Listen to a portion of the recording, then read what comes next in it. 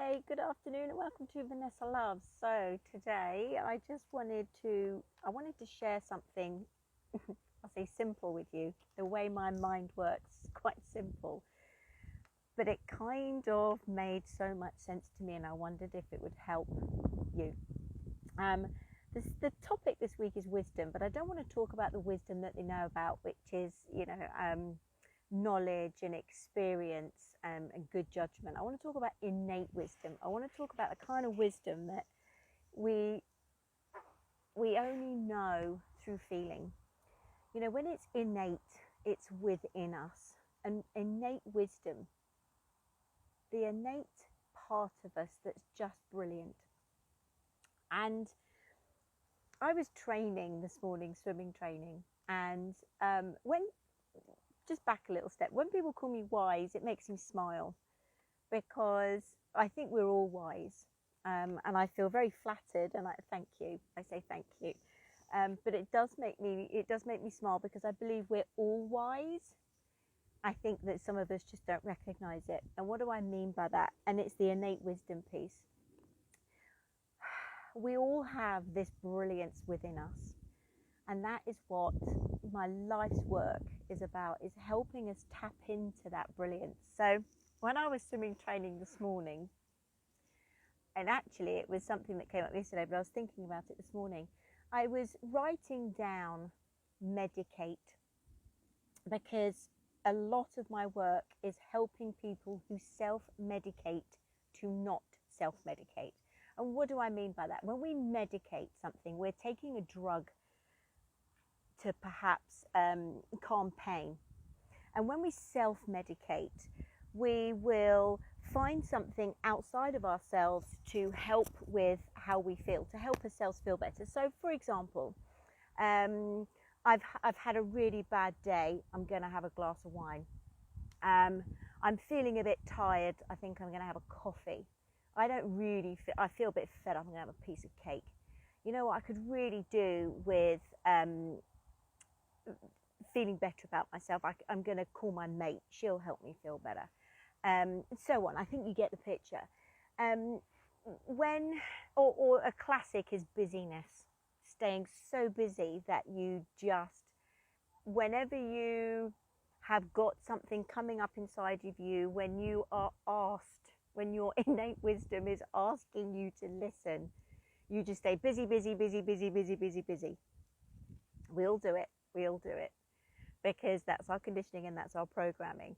And when I wrote medicate down, I recognized in my lovely simple brain that medicate and meditate are near enough exactly the same word apart from one letter.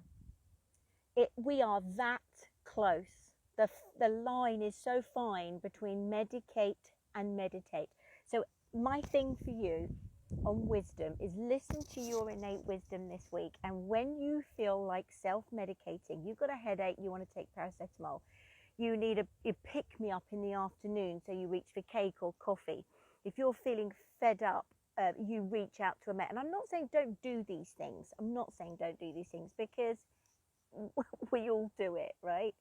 What I'm asking you, or I'm inviting you to become aware of within yourself, is when you reach for these things outside of you, is it possible that it is your innate wisdom tapping on the inside of your heart saying, hello, can you listen to me?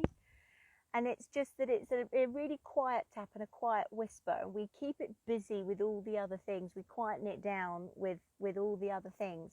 Next time you find yourself saying, I need a pick-me-up, or I want to feel better, and you reach outside of yourself for food or drugs or alcohol or sex or rock and roll or exercise or busyness or people, whatever it might be, I invite you to shift from medicate to meditate. And again, I don't mean meditate as in sit in a cross-legged lotus position humming for 20 minutes an hour. The key for me is the awareness of when I go, I've had a bad day, I want a gin and tonic. Somebody said it to me years ago and I'll never forget it. Why do you want to numb yourself out with a gin and tonic? Work that out first. accept that, do the work around that, and then have a gin and tonic.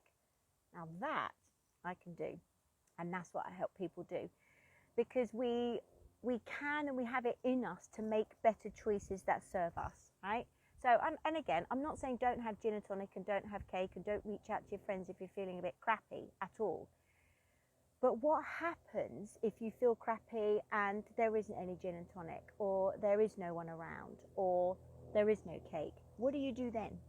So practice while you can, when there is cake available, when there is gin and tonic available, when there is other people around. Practice that next time you go to reach out to somebody or something else, just sit quietly, like I am right now, just looking at the clouds. The sun's just gone behind the clouds. The trees look amazing. I'm sitting on my swing bench again. And meditate is to become familiar with. We don't have to spend hours and hours and hours. Some of us like to spend a lot of time there. I do, because I want to for my work. I need to for my work. I have a lot of people who rely on me to be strong and centered, and I can best serve people when I'm there. I also appreciate my life is better the more I meditate, and the more I stay calm, and the more I look after myself. But just as I share with my coaching group nearly every day, just sometimes 30 seconds to a minute to just stop and breathe. I feel like a gin and tonic. I need a coffee. I need cake. I need this person. Just stop. 30 seconds, 1 minute. I'm sure we all have that. Even if you do it when you're on the loo, because we all do that as well, right? Just stop and breathe. Connect to yourself, and then see if you feel like you need that thing or that person. And if you do, fine, but just practice at getting better at listening to yourself. That for me is innate wisdom, is when we can sit and listen to ourselves, connect to that place, and then make a different choice based on your innate wisdom. Any thoughts, feelings, questions, comments, please share, because that's the best way we learn, is being in conversation and the experience of it with each other. God bless you. I'll catch you soon.